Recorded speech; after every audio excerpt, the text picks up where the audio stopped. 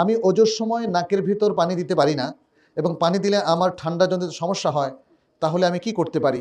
তাহলে আপনি নাকের উপর দিয়ে দেন, ভিতরে একদম ভিতরে ঠেলে আপনি ওই যে ইস্তেনশাক যেটাকে বলা হয় করে টেনে নাও, এটাকে বলা হয় ইস্তেনশাক করে বের করা, এটা বলা হয় ইস্তেনসার।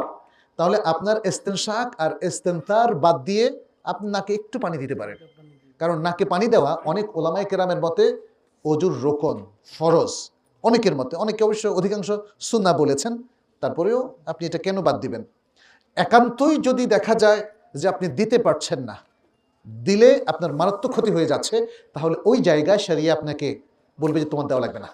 এমনকি ফরজ কাজও, আপনার যেমন হাত ধোয়াটা কি ফরজ, তাই না? ইয়া আইয়ুহাল্লাযীনা আমানু ইযা কুমতুম ইলা সালাতি ফাগসিলু উজুহাকুম ওয়া আইদিয়াকুম ইলাল মারাফিক। এই মেরফাক পর্যন্ত হাত ধোয়া ফরজ। কিন্তু হাতে যদি জখম থাকে আর ব্যান্ডেজ থাকে, তখন কি ধোবেন? তখন কি করবেন? ব্যান্ডেজের উপর মাসে করলেই হয়ে যাবে।